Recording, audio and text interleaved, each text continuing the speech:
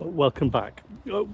What I want to do in the next sort of series of these walk and talk videos is it's actually do something that I love doing, which is tracing the big storyline of what happens through the Bible and seeing how it all fits together, seeing the themes that start to emerge, seeing what God is doing, what God has done, and what God continues to do, and seeing how the story that God tells, how that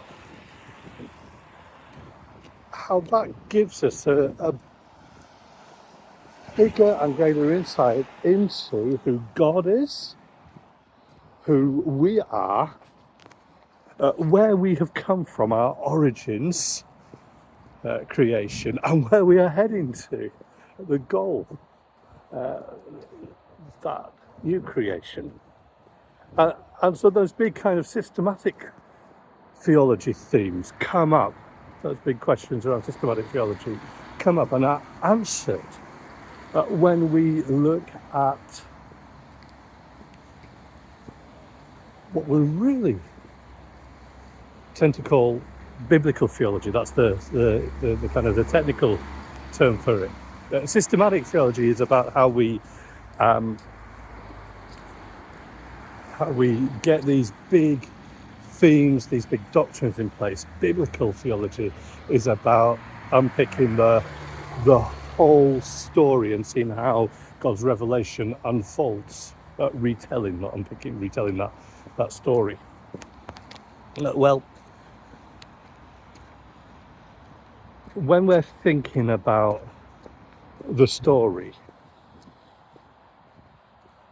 one of the things that strikes me is this. We live in a world that is fractured and fragmented and divided. We live in a world where there's been so much polarization. Fascinating. I think we started to see some of the foretastes of this back in the late 1990s and early 21st century, when the peace agreement was made. Remember the Easter Agreement, the Good Friday Agreement in Northern Ireland, and that put in a new form of government, devolved government into Northern Ireland with power sharing.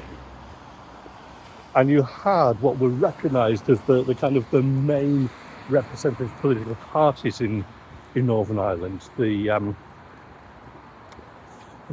Ulster Unionist Party and the SDLP, representing the communities. There's an element of sectarianism there, but they were seen as the kind of the moderating force, the mainstream, with links to the traditional parties in Westminster as well. But what happened over time is that the parties that had originally opposed the agreement, those seen as more on the extreme, the DUP on the Loyalist Unionist side and Sinn Féin on the nationalist side with its links to the IRA, they managed to put themselves in a position where they could take over and carve things out for themselves, so that now those that were regarded as the extremes are now the dominant parties in Northern Ireland politics, and that has affected the whole feel of what has happened since. What it's meant is that rather than a peace agreement leading to normal life in Northern Ireland, in fact what we have seen is the continuation of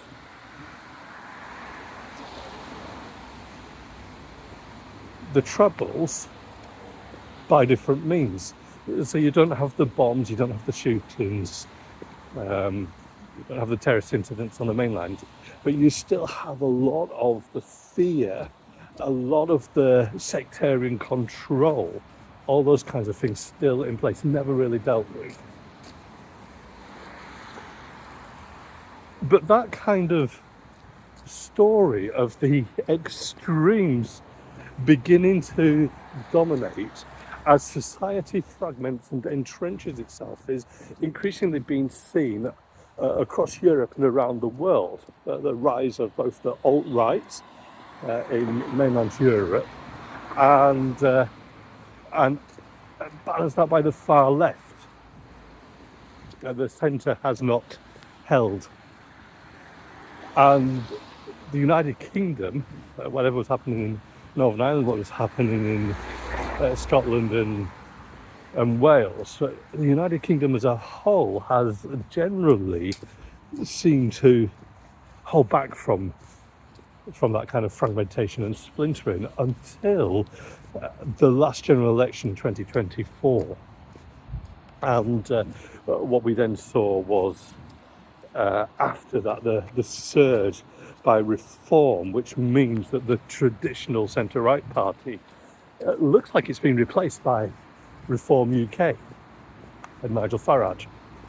And now the Labour Party's vote has collapsed, and at the moment it looks like you're seeing a rise of the Greens, that kind of thing. But what we are also seeing is a new party being formed by Jeremy Corbyn and some of his allies, far left socialist, the Socialist Party. And the expectation is that they are going to eat further into Labour's vote. So potentially we could see at a national level what we saw at an evolved level in Northern Ireland. And I want to suggest that what we are seeing politically is an expression of that splintering, that fragmentation of society. And I want to suggest that that is linked into story, into what we sometimes refer to as meta-narrative, having the big story in place. You see, go back, it's not good on data things, but I guess it's sort of around 100 years ago. And you saw a movement, particularly amongst French academics in philosophy and literature and art and politics. Think about people like Derrida, Foucault, Barthes, and the kind of post-structuralism, deconstruction kind of movement that fed into a philosophy that we sometimes label as postmodernism, what followed on from modernism. And the big kind of themes in that were this, that truth is relative. And it's not absolute. And that means both that people can have their different truths, and we cannot say that there's an objective truth, that there's objective right and wrong, but it also means that there's not a finality to it. There's not a goal, an end point where we reach certainty, but rather truth is provisional, if you like. I can hold on to a truth for as long as it works for me, but that is not just that I can change my mind, but the truth itself, in effect, can change.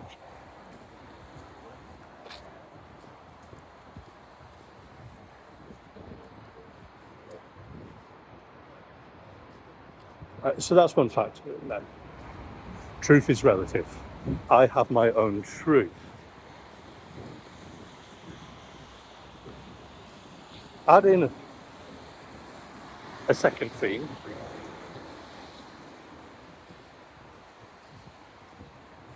And that's the idea that it is really all about power. This was Foucault's contribution.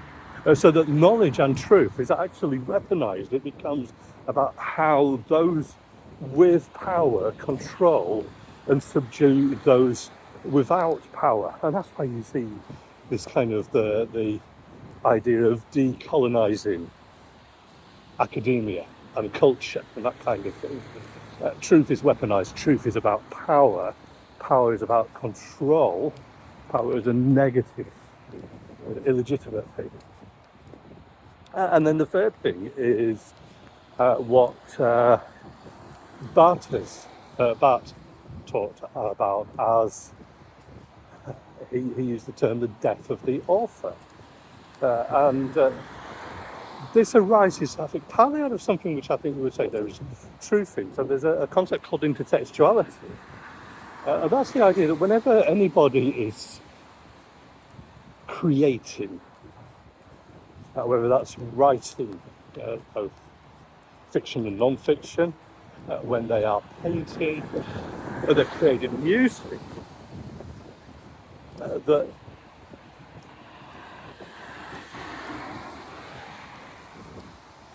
they're always drawing on the past. Drawing, that's a wonderful pun, isn't it, for the artists. That there is nothing completely original, but we draw on ideas, we draw on themes, we draw on images, we draw on phrases, we draw on rhythms that have already been used. And the author is not creating something new when he writes. The composer is not creating a completely new piece of music in that respect. Unlike God, we don't create out of nothing, we create from other things, but we assemble it, we repackage it so that it is something new. Well, there's truth in that. But where Barth would have pushed it further would have been to say, and those people with him, that this means that really the work itself is always completely derivative. So he absolutizes that it's nothing original, nothing new about it, and therefore, in that sense, the author has no rights, no control over that. But even if he did, that relationship that he has to his work ends when he or she has written it, when she's produced it. At that point, it is no longer theirs. They have no control, no authority, no power over it. That power is transferred to the recipient, to the reader, to the listener, to the observer. They are now the one with authority. They are the kind of the gods over the work. It belongs to them to interpret it as they wish. And that's important because one of the things that we have tended to look at historically when trying to understand and interpret literature and art and music is, what was the author's intent? What was the composer's intent? What were they trying to do? What were they trying to say? And that, to an extent, it doesn't matter. Who cares what they wanted to say? They would have, of course. But now you have got something that you can work with. What do you want it to say? What do you want it to mean? And so Barth describes this as the death of the author, that the author is dead to his work. In fact, he is dead not just to his work, but to you and me, that we have no relationship to them. That relationship between their work and their audience has gone. It doesn't exist.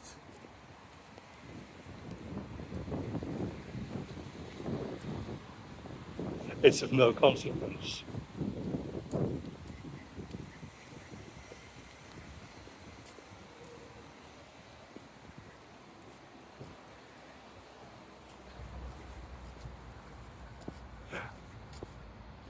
And what I want to suggest is that there is an unintended consequence of that.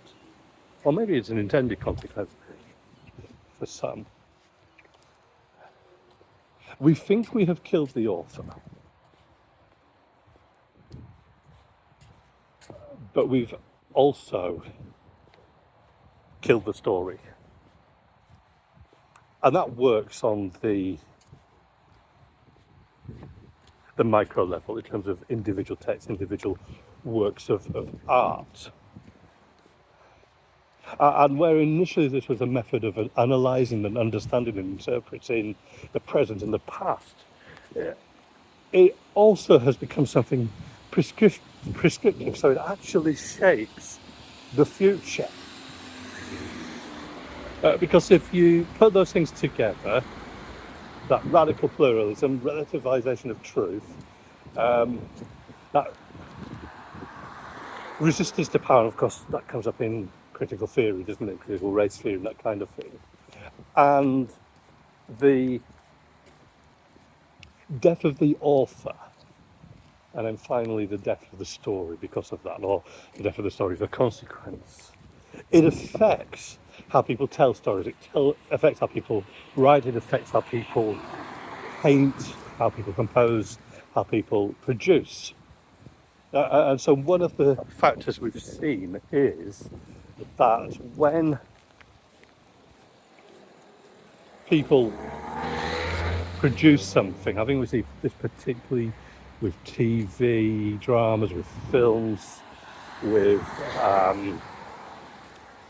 theatre productions, then they become relaxed about how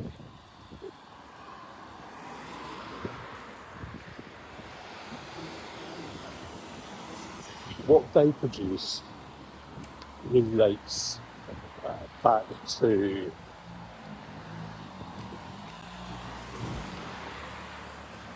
the original work. So you can have like the Stratford-on-Avon, you can go and watch The Taming of the Shrew, and all of the roles have been reversed, the gender roles. But the result of that is it tells a very different story. I've also seen Shakespeare plays, things like Hamlet, which is a tragedy, but I've seen that performed as a comedy. And again, that is starting to mess with the original genre, the original intent. I think in that case intentionally. But you will also see that happening where someone says, this isn't in that sense intentional, I'm not recognising the original purpose, I don't care about the original purpose. Relationship to the original work is broken and changes, but also relationship to facts and history and of course truth. So I recently watched a TV drama series called Hostage, and you may have seen it. It is all about a British Prime Minister and her husband is taken hostage, and then all the fallout from that. And it's fast paced, there's lots of tension, lots of danger, lots of readiness shooting and explosions, and all those kinds of things that make those kind of dramas watchable. For those that like that kind of thing,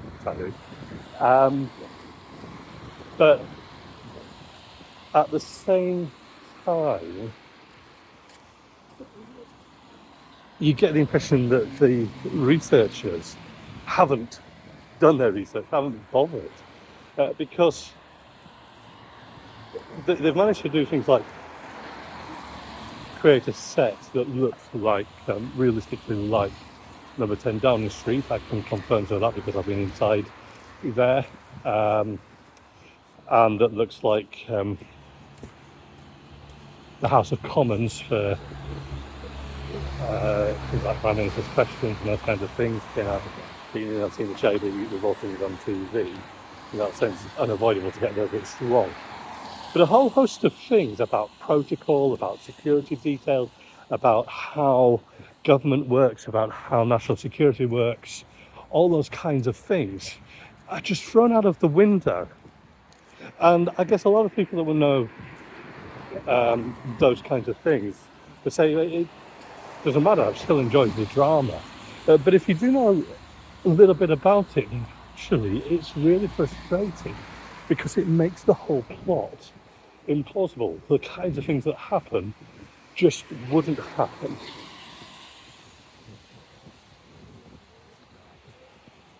But it's easy for the scriptwriters to do it this way. There are ways that they could still write a plausible script that would still have the same amount of drama, but it's been easy to do it this way. But actually it spoils enjoyment. It makes the story implausible. It kills the story. And I'm sure you can think of other examples of how that is happening with books and art and music and poetry, all those kinds of things.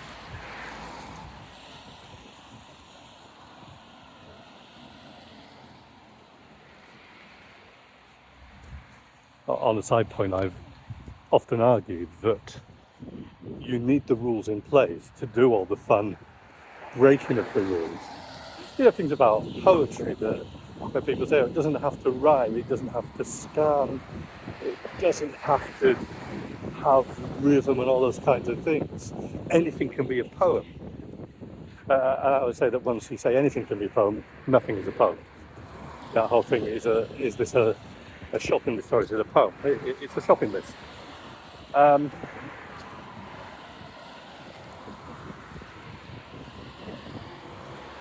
It is only because we have conventions about how Western, how English poetry works in terms of rhyme, in terms of scan, in terms of rhythm, in terms of those kind of things, that you can break the rules and take some of those things out to shock, to surprise, to add to the poetry. That in effect you get your poetic effect by providing a parody of how we expect poetry to work. Once you don't expect those things to be in place, actually, when they're not there at all, the poetry loses its power.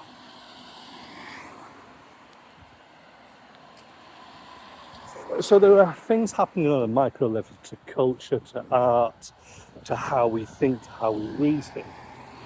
But also, and this is to bring us back to what I was saying at the start about the fragmentation of society. It's not just that those little stories have been killed, but the big story has been killed. The meta-narrative. We don't have a shared story, and so we can't have shared values, we can't have shared beliefs, we can't even have shared understanding that enables a conversation. It's not even possible to disagree once all of that is broken down and fragmented. And so that is one good reason, not just theologically, not just for our sake in terms of our growth as Christians, our understanding of God's word, but also apologetically as we think about how we share the good news with others, how we give a reason for the hope that we have. How do you give a reason for the hope that you have if you've not got a basis, a shared understanding of what the meta-narrative is? Well, that's why, for the purposes of evangelism and apologetics, I believe that biblical theology is important. That's why it's important for us to recover and understand God's big story. That's why it's important for us to say that truth matters. And so the story matters as well. And so what we're going to do in some future videos is we're going to trace out that story as we find it in the Bible. We'll see how it develops, and we're going to get some insights along the way as well.